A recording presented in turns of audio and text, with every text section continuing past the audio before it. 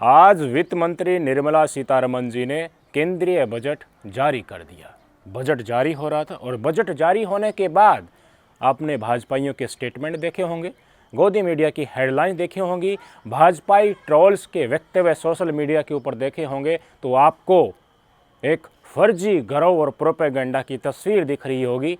आपको लग रहा होगा कि बजट का पैसा जैसा ही जारी हो जाएगा उसके बाद हमारी ज़िंदगी बदल जाएगी, दुनिया बदल जाएगी, हम चंद्रमा के सुदूर दक्षिण में आराम से पिकनिक मनाते हुए दिखेंगे। लेकिन बजट के आंकड़ों को सच्चाई के साथ परखेंगे तो भाई साहब, आपकी ज़िंदगी उस जोहड़ में जिसमें गांव की भैंसें भी नहाती हैं, उसमें नहाने के लिए मजबूर करने वाली आपकी यथास्थिति होगी। ये बजट सीधे तौर पर 3 संकेतों की तरफ इशारा करता है। पहला संकेत ये है कि हम दिखाना चाहते हैं कि बेरोज़गारों को लेकर हम चिंतित हैं। वास्तव में कितने चिंतित हैं वो इनके आंकड़ों से बताऊंगा। तो पहला, बेरोज़गारों के प्रति चिंता दिखाना चाहते हैं। दूसरा, बैसाखियां खिसक ना जाएं, इसलिए उनको खुश करने की पूरी कोशिश की गई है। इंफ्रास्ट्रक्चर का ज़्यादातर बजट जो पूरे देश में विभिन्न ज़रूरी इलाकों में लगना था, वो बिहार और आंध्र प्रदेश में चला गया है। इंफ्रास्ट्रक्चर बजट, जिससे एयरपोर्ट बनते हैं, पोर्ट बनते हैं और बड़े बड़े हाईवे और नेशनल हाईवे एक्सप्रेसवे का निर्माण होता है, देश की इकोनॉमी जिनसे बूस्ट होती है। तीसरा, सबसे मुख्य ध्यान पूरे देश का रहता है, वो है मिडिल क्लास के इनकम टैक्स का तबका। मजबूर कर दिया है आप सबको, इनकम टैक्स देने वाले मिडिल क्लास को, कि आप पुरानी रेजाइम से नई रेजाइम में आएंगे और महज 50,000 का स्टैंडर्ड डिडक्शन 75,000 तक बढ़ा दिया गया है। झुंझुना मिडिल क्लास को पकड़ा दिया गया है। दिखाने की कोशिश की गई है कि हम आपके ऊपर जो मर्सी दे रहे हैं वही काफ़ी है। तो सबसे पहले नीचे से ही शुरू कीजिए। आप न्यू रेजाइम, टैक्स रेजाइम का जिक्र कर लीजिए, जिसमें स्टैंडर्ड डिडक्शन को 50,000 से बढ़ाकर 75,000 कर दिया गया है। इससे आपके 10,000 12,000 रुपये ईयरली बच सकते हैं। इससे ज़्यादा आप एक्सपेक्ट नहीं कर सकते। पुरानी स्कीमें जो थी, पुरानी टैक्स रिजाइम जो थी, उसका अगर आप इनकम टैक्स भरते होंगे, आपके सहयोगी भरते होंगे, तो आपको पता होगा कि लगभग आप 10 लाख रुपए तक की सेविंग, 10 लाख रुपए की इनकम को टैक्स फ्री उससे कर पाते थे। लेकिन अब उसमें और कोई भी गुंजाइश नहीं की गई है। आपको न्यू टैक्स रिजाइम में 50 से 75,000 स्टैंडर्ड डिडक्शन बढ़ा करके जो मामूली टैक्स की छूट दिखाई गई है, वो एक हेडलाइन बनाने के लिए है कि हाँ, हम तीसरी बार आ गए हैं, देखिए आपने हमें बनाया है, वोट दिया है, तो छुटमुट का आपको नाम मात्र का दिखाने के लिए एक स्टैंडर्ड डिडक्शन आपको न्यू टैक्स रिजाइम में दे देता हूँ। एक छोटा बदलाव और किया गया है। टैक्स की रेट में जो दरें थी, जो स्लैब जो थी, जो पहले 3 से लेकर 6 लाख तक होती थी, उस स्लैब को अब 3 लाख से 7 लाख तक बढ़ा दिया गया है, जिसमें 5% का टैक्स लगता था और 6 से 9 लाख का 10% लगता था, उसको अब 7 से 10 लाख कर दिया गया है। 9 से 12 लाख वाला जिसमें 15% टैक्स लगता था, उसको 10 से 12 लाख कर दिया है। और उससे आगे सेम है, 12 से 15, 20% टैक्स लगेगा। 15 लाख से ज़्यादा एनुअल आपकी इनकम है तो 30% टैक्स लगेगा। तो ये न्यू टैक्स रेजाइम के अंतर्गत मिडिल क्लास टकटकी लगा कर देखती थी, उसका झुंझुना है। दूसरा, आगे चलते हैं। आज जिस तरीके से मार्केट का रुझान देखने को मिला, उसकी चर्चा बहुत ज़रूरी है। शेयर मार्केट का मिजाज जो था, उसके अनुसार बजट के आंकड़े नहीं आए, मार्केट ने उनको पसंद नहीं किया और पूरा मार्केट झटके से लुढ़क गया। क्यों? क्योंकि इन्वेस्टमेंट को लेकर जो रुझान था, और मार्केट में हम पैसा किस लिए लगाते हैं कि हमें गेन हो। तो गेन कब होगा? जब उसके ऊपर टैक्स कम लगाया जाएगा। हम विभिन्न सोर्सेज से इन्फॉर्मेशन इकट्ठा करते हैं, रिस्क लेते हैं, अपना बचत किया हुआ पैसा इन्वेस्ट करते हैं और उससे कुछ हमें इनकम होती है, तो उसका बड़ा हिस्सा अगर टैक्स में जाने लगे तो डेफिनेटली इन्वेस्टर का मूड बिगड़ जाता है। और उसी बिगड़े हुए मूड ने आज बाज़ार को डाउनग्रेड होने के लिए मजबूर कर दिया। बजट के आंकड़ों से वह कतई खुश नहीं हुआ, नेगेटिव में मार्केट बंद हुई। क्या क्या बढ़ाया गया है शेयर मार्केट को लेकर के? लॉन्ग टर्म कैपिटल गेन को 10% से बढ़ाकर 12.5% कर दिया। फ्यूचर एंड ऑप्शन में जो ट्रेड करते हैं, हर दिन खरीदते हैं, हर दिन बेचते हैं, उनके ऊपर टैक्स की दर दोगुनी कर दी गई है।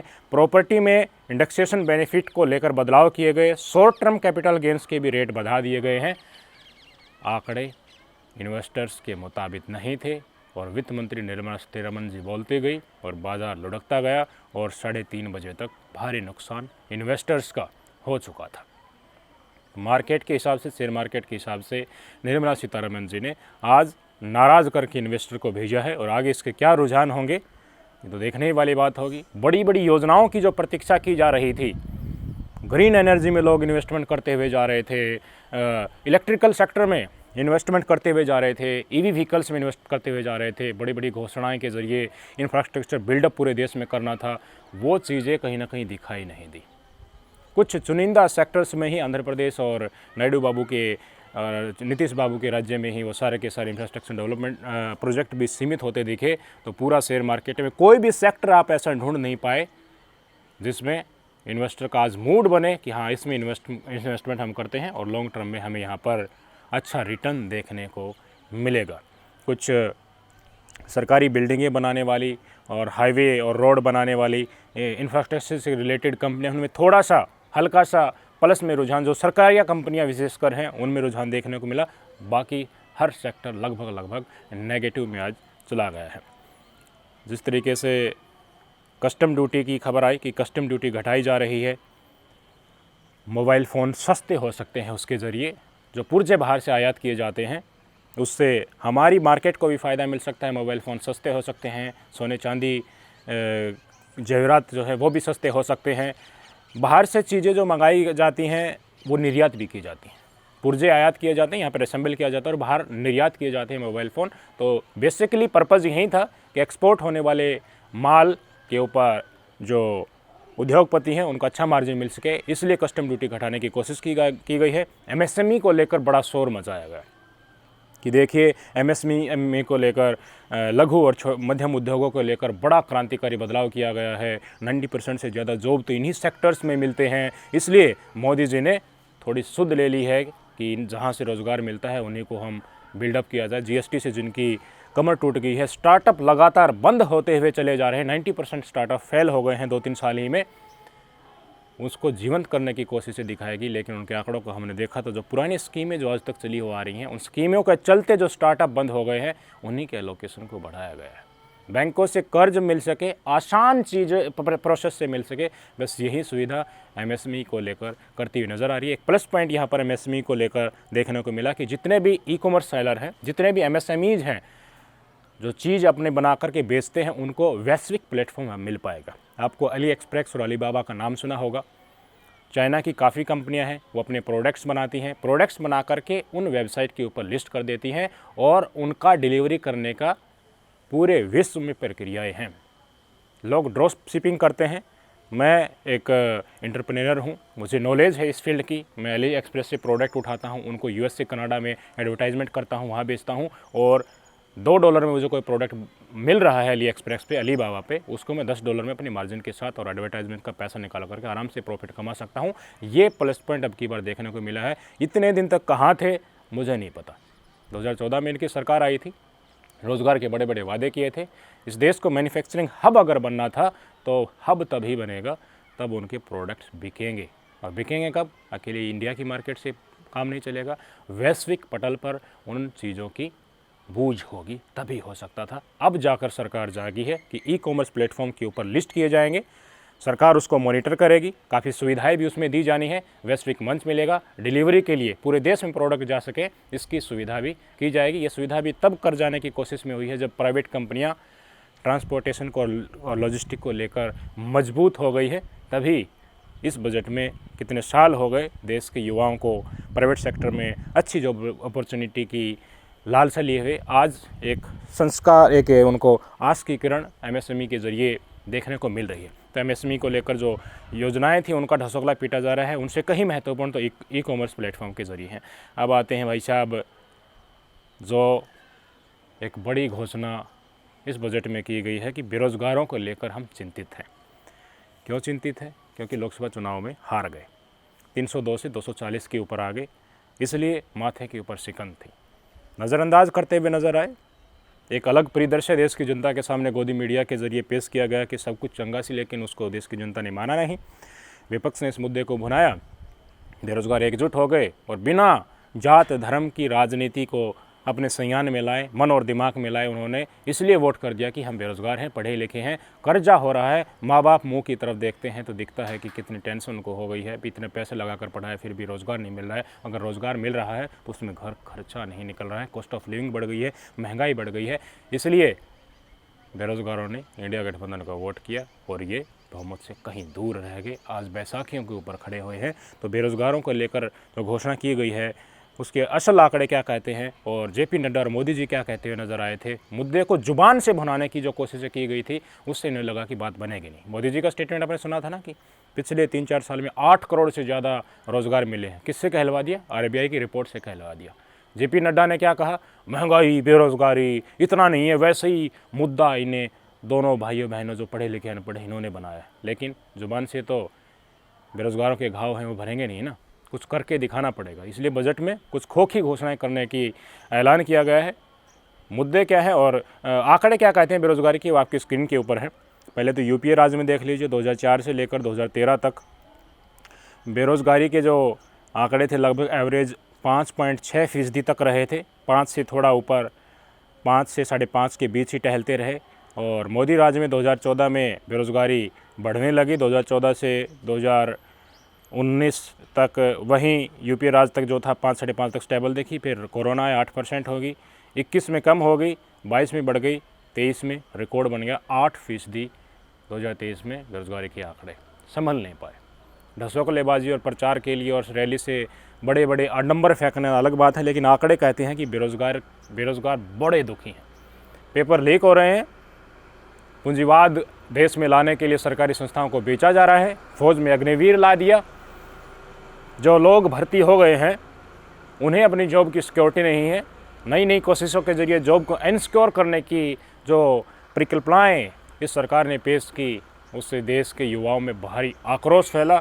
और ये आंकड़े धरातल की सच्चाई, उंगली के निशान और वोट के जरिए देश की जनता ने दिखाया और इन्हें नतीजे देखने को मिले हैं। अब क्या कोशिशें की गई हैं वो डिटेल में अब मैं आपको दिखाना चाहूँगा कि बेरोज़गारों के इस मुद्दे को भुनाने के लिए जो बड़ी संख्या में इस मुद्दे को लाइमलाइट में लाया गया है, उसके अंतर्गत जो 5 स्कीमें हैं जिनके ज़रिए बेरोज़गारों को दिखाने की कोशिश की जा रही है कि हम चिंतित हैं, आप रुकिए, आपके लिए कोशिश करेंगे। इसमें सबसे पहली है फर्स्ट टाइम एम्प्लॉयमेंट स्कीम। पहली बार किसी को रोज़गार मिलता है तो 1 लाख रुपए से कम सैलरी होने पर ईपीएफओ के तहत पहली बार रजिस्टर होने वाले कर्मचारी को 3 किस्तों में 15,000 रुपये की मदद मिल जाएगी। बताइए, पहली बार नौकरी मिल रही है, जब आप ईपीएफओ में रजिस्टर करेंगे तो 3 किस्तों में 5-5 हज़ार रुपये करके आपको 15,000 दे दिए जाएंगे रोज़गार मिलने के बाद। कितना बड़ा क्रांतिकारी बदलाव हो जाएगा ना। 3 किस्तों में 5-5 हज़ार रुपये आपको मिलेंगे 15,000 रुपये में। तो ये है वो यथास्थिति। दूसरा, जॉब क्रिएशन इन मैन्युफैक्चरिंग। दूसरी स्कीम ये है जो बेरोज़गारों को लेकर पूरा जो बजट जारी किया गया है उसकी 5 स्कीमों के अंदर केंद्रित जो चीज़ें हैं उनका व्याख्यान मैं कर रहा हूँ। मैन्युफैक्चरिंग सेक्टर से जुड़े फर्स्ट टाइम वर्कर्स को ईपीएफओ जमा के आधार पर पहले 4 साल डायरेक्ट इंसेंटिव मिलेगा। इससे 30 लाख युवाओं को फ़ायदा मिलेगा। 4 साल डायरेक्ट इंसेंटिव मिलेगा। ईपीएफओ के तहत आप रजिस्टर होते हैं, मैन्युफैक्चरिंग सेक्टर के आप कर्मचारी अगर बनते हैं तो बताइए कितना बड़ा क्रांतिकारी बदलाव है। और ईपीएफओ क्या होता है बेरोज़गारों को उनसे पूछ लेना, पता नहीं होगा कैसे मिलता है और प्राइवेट सेक्टर में कितनी सिक्योरिटी है, कितने दिन तक उस नौकरी में टिके रहते हैं, मुझे एक्सप्लेन करने की ज़रूरत नहीं है। तीसरा स्कीम है सपोर्ट टू एम्प्लॉयर। एम्प्लॉयर को सपोर्ट देने के लिए सरकार एम्प्लॉयर का बोझ घटाने का काम करेगी। इसके तहत नए कर्मचारियों के ईपीएफओ कंट्रीब्यूशन पर एम्प्लॉयर्स को 2 साल तक हर महीने 3,000 रुपये का रिम्बर्समेंट करेगी। हर महीने 3,000 रुपये का एम्प्लॉयर को रिम्बर्समेंट करेगी। बताइए, इससे एम्प्लॉयर भी इतना निश्चिंत हो जाएंगे कि बड़ी संख्या में रोज़गार दे देंगे। है ना झुंझुना? ईपीएफओ को लेकर ही 3 स्कीम निकाल दी गई। और चौथा और झुंझुना सुन लीजिए, बेरोज़गारों को चिंता और त्योड़ियाँ माथे के ऊपर जो दिखाई जा रही हैं गोदी मीडिया के द्वारा, क्रांतिकारी बदलाव जो कहा जा रहा है, उसकी चौथी स्कीम बेरोज़गारों को लेकर क्या है? Participation of women in workforce. नौकरियों में महिलाओं की हिस्सेदारी बढ़ाने के लिए working women hostel, women skilling programme शुरू किए जाएंगे। हॉस्टल बनाए जाएंगे, स्किल के लिए कोशिश की जाएगी, स्किल बढ़ाने के लिए वुमेन वर्कर्स का। ये भी बड़ा क्रांतिकारी बदलाव है। देखिए, इससे बेरोज़गारी कम हो जाएगी। मान लीजिए ना, 5वीं स्किलिंग स्कीम है, ये वहाँ से उठाकर यहाँ वाली स्किलिंग स्कीम के अंतर्गत 1 करोड़ युवाओं को 5 साल में स्किल किया जाएगा, 1000 ITI को अपग्रेड किया जाएगा, हर साल 25,000 स्टूडेंट्स को स्किलिंग लोन का फ़ायदा दिया जाएगा, 1 करोड़ युवाओं को 5 साल में स्किल किया जाना है, स्टाइपेंड भी दिया जाएगा। इसके लिए एक योजना शुरू की जाएगी, प्रधानमंत्री इंटर्नशिप योजना। इसके तहत 500 टॉप कंपनियों में, देश की जो 500 टॉप कंपनियां हैं उसमें 1 करोड़ युवाओं को 5,000 रुपये मंथली स्टाइपेंड दिया जाना है। ऐसी ही घोषणा राहुल गांधी जी ने कही थी ना कि हम इंटर्नशिप कराएंगे और इंटर्नशिप के ज़रिए जो बेरोज़गार युवा अपनी नौकरी पाने के लिए अपनी स्किल अपग्रेड कर रहे हैं उनको 1 लाख रुपए हम सालाना देंगे। राहुल गांधी ने ट्वीट करके मोदी जी के ऊपर, मोदी सरकार के ऊपर हमला भी बोला है और हमने भी दिखाया था, अगर इनको सत्ता में अपनी कुर्सी अब जो पाई है, प्रधानमंत्री बन गए हैं, इसको एक जगह रखना है, हिलना नहीं है, बैसाखियाँ टूट न जाएँ, इसलिए मुद्दों के ऊपर भी ध्यान देना होगा। इंडिविजुअली जो स्टेट की डिमांड है बिहार और आंध्र प्रदेश की, वो तो फुलिप करनी ही होंगी, लेकिन जिन मुद्दों के ऊपर नीतीश कुमार के नेताओं के लगातार बयानात आ रहे थे, जिनमें चाहे अग्निवीर हो या बेरोजगारी हो, अभी कावड़ यात्रा को लेकर जो मुसलमानों की तुष्टीकरण का ऐलान एक तरीके से कोशिश की गई थी, उसके ऊपर भी लगातार बयानात आए थे, तो वही बातें यहाँ पर देखने को मिली है कि भाई साहब बेरोजगारों को विपक्ष के मैनिफेस्टो में जो चीज़ें दी गई थी उससे पहले ही भराने की कोशिश करो ताकि उसकी तरफ और लोग न जा पाएँ। लेकिन क्या होगा महज 5,000 रुपये महीने से? बात तो वही है ना, चाहिए तो हमें रोज़गार ही। 5 स्कीम मैंने बता दी जिनके लिए कई लाख करोड़ का बजट और क्रांतिकारी योजना के तहत टीवी हेडलाइन में दिखाया गया है। इनसे रोज़गार मिलेंगे? मुझे बता दीजिए कितना रोज़गार जनरेट हो जाएंगे। अब अगर आप जिसको नौकरी मिलती है उसको EPFO में कुछ छूट दे देंगे, एम्प्लॉयर को दे देंगे और एम्प्लॉयज़ को दे देंगे, और वुमेन के लिए वर्किंग हॉस्टल की स्थापना कर देंगे, 5,000 रुपये महीना इंटर्नशिप के लिए दे देंगे, कितना फ़ायदा होगा? रोज़गार मिलेंगे? ये तो रोज़गार मिलने के बाद की प्रक्रिया है काफ़ी, तो और एक स्किल अपग्रेड करने के लिए है ITI वाली, और 500 कंपनियों में वो अपना इंटर्नशिप करने जाएंगे तब, लेकिन उससे नौकरी मिलेगी नहीं मिलेगी ये तो भी तो पक्का नहीं है ना, ये झुंझुना है मेरे भाई। अब आज ये मेन मुद्दे के ऊपर जो बजट का एसेंस है, बैसाखियों को ना हिले वो, ये पूरी कोशिश की गई है, और 58,900 करोड़ रुपया अकेला बिहार ले गया। नीतीश बाबू के नेताओं के द्वारा जो बयान दिए गए थे, विशेष राज्य का दर्जा दिया जाए, उन्हें अच्छी तरीके से पता है। 2012 में जो कमेटी बनी थी, इंटर मिनिस्ट्रियल कमेटी, उन्होंने कह दिया था कि जो हमारे संवैधानिक प्रावधान है उनके अंतर्गत बिहार को विशेष राज्य का दर्जा नहीं मिल सकता। इसलिए उन्होंने इतने बयानात अपने नेताओं से दिला दिया कि मोदी सरकार हिल गई और उनको लगा कि भाई साहब ये कभी भी भाग सकते हैं। तो इसलिए मात्र ज़्यादा सीटें लेने वाले नायडू बाबू को तो 15,000 करोड़ दिए और 58,900 करोड़ रुपया अकेले नीतीश बाबू ले गए, जिनमें से बड़ी संख्या में हाईवे का निर्माण होना है। हाईवे का निर्माण के लिए कितना खर्चा होगा वो भी आपको बता देता हूँ। 26,000 करोड़ रुपया हाईवे निर्माण के लिए बिहार में लगाया जाएगा। पावर प्लांट लगाया जाएगा 21,400 करोड़ रुपए की लागत से बिहार में लगाया जाएगा। बाढ़ से आपदा के लिए 11,500 करोड़ लगाया जाएगा। बक्सर में गंगा नदी पर 2 लेन का पुल बनेगा। गया, बोध गया, नालंदा में टूरिज्म को बढ़ावा दिया जाएगा। बड़ा हिस्सा बजट को इस बैसाखी को अपनी जगह ठहरने के लिए दिया गया है। अंदर से बड़े मुस्कुरा रहे होंगे नीतीश बाबू आज, देखिए हमने मजबूर कर ही दिया। कम सीटें हमारी आई और नीतीश बाबू को एक छोटा सा टुकड़ा पकड़ाया गया, और हम देखिए विशेष राज्य का दर्जा बेशक से न मिला हो, 58,900 करोड़ रुपये हमने एक झटके में चटक लिए। और विशेष राज्य का दर्जा बेशक से मांग लीजिए आप नीतीश बाबू, देश की जनता को तो बताइए, बिहार में आपके पास जो बजट है, जो पैसा है, वहाँ से भ्रष्टाचार और करप्शन को हटाना ज़रूरी है, ना कि विशेष राज्य की मांग करके बजट के ऊपर निगाहें रखना।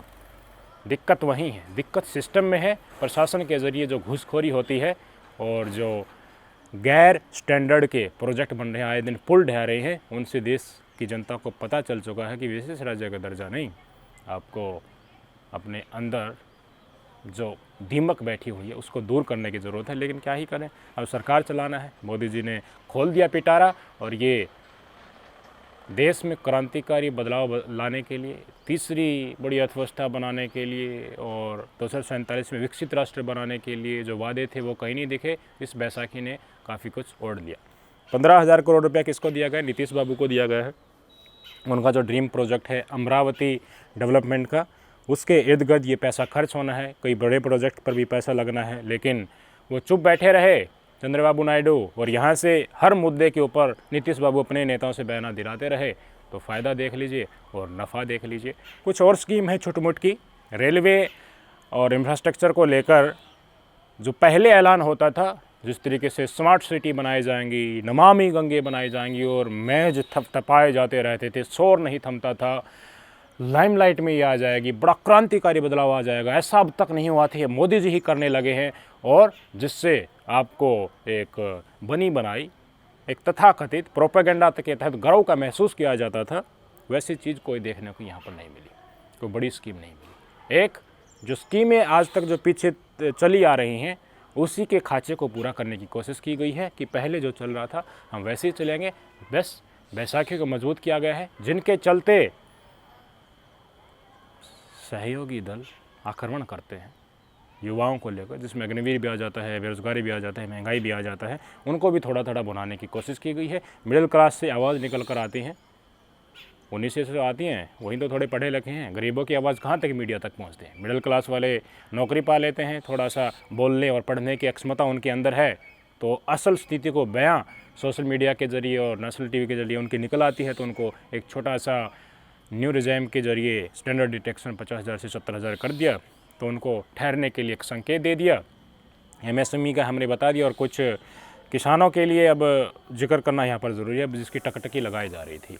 कई दावा कर रहे थे कि जो किसान सम्मान निधि है 6,000 रुपये से बढ़ाकर वो 8,000 रुपये कर दी जाएगी, ऐसा कुछ नहीं हुआ, वो 6,000 रुपये तक ही सीमित उसको किया गया है। नेचुरल फार्मिंग तक चीज़ों को करने के लिए कोशिशें यहाँ पर की गई है। 1,52,000 करोड़ रुपए का बजट जो था, वो बड़ी संख्या में कृषि में कुछ नए किस्मों को लाने की कोशिशें उसमें दिखाई गई हैं।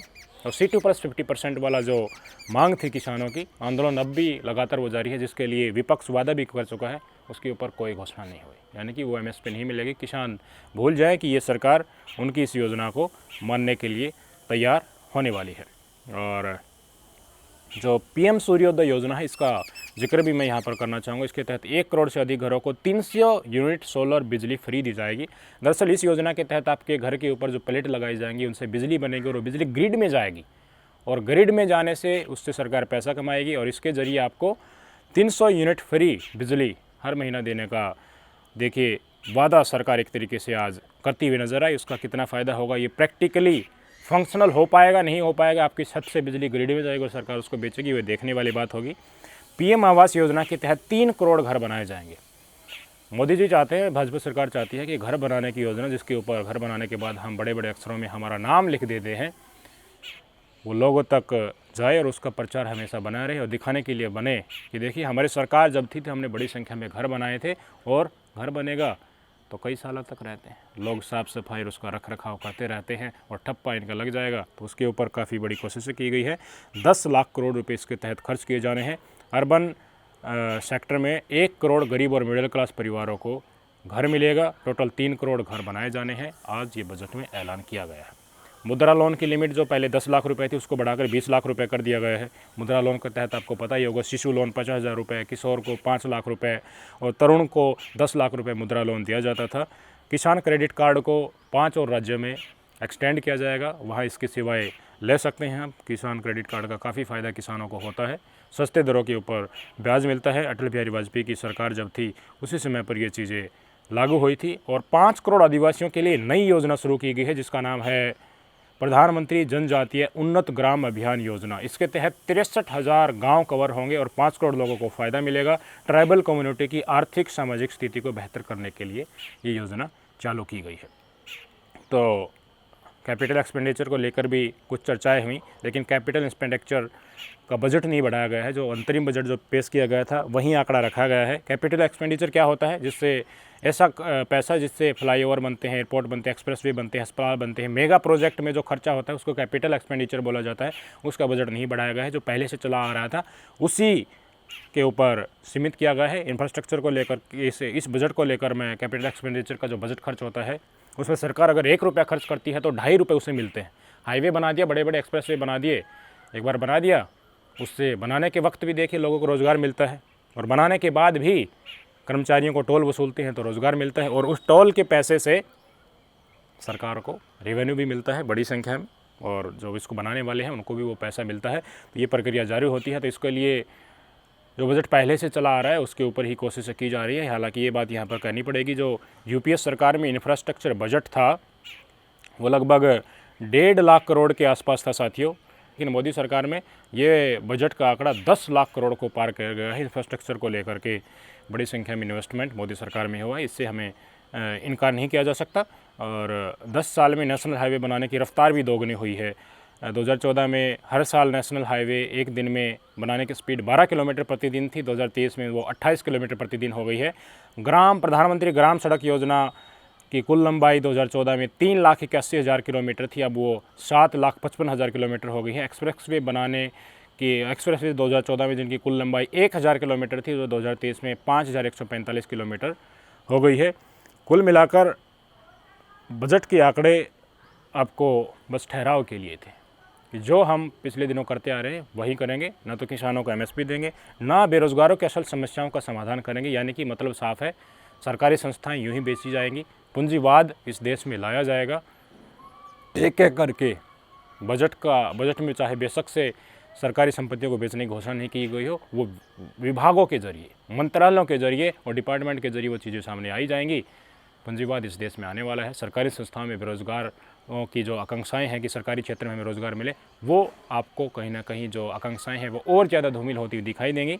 लघु और मध्यम उद्योगों में जो वैश्विक प्लेटफॉर्म बनने का जिक्र किया गया है, इसकी सराहना करनी चाहिए। और हाईवे सेक्टर नितिन गडकरी जी लगे हुए हैं अपनी कोशिशों के जरिए, तो उनकी तो पहले भी सराहना होती थी, अब भी उनकी डेफिनेटली सराहना होगी। ज़्यादातर बजट ले गए इंफ्रास्ट्रक्चर वाला नीतीश बाबू जी, 58,900 करोड़ रुपये तो साथियों बड़ी संख्या में मायने रखता है। और नीतीश बाबू जी चुप बैठे रहे तो 15,000 करोड़ ही पाए। वो कह रहे होंगे कि देखिए ज़्यादा सीट तो हमारी है, हमको इतना कम कर दिया गया। तस्वीरें आपके सामने हैं, किसको झुंझुना मिला। 3 चीज़ें हैं, तीनों मैंने आपको बेटर एक्सप्लेनेशन के साथ बता दी। और छोटी मोटी योजनाएं हैं, उनसे बड़ा कोई क्रांतिकारी बदलाव नहीं हुआ। जैसे चली आ रही हैं वैसी चीज़ें चलती रहेंगी।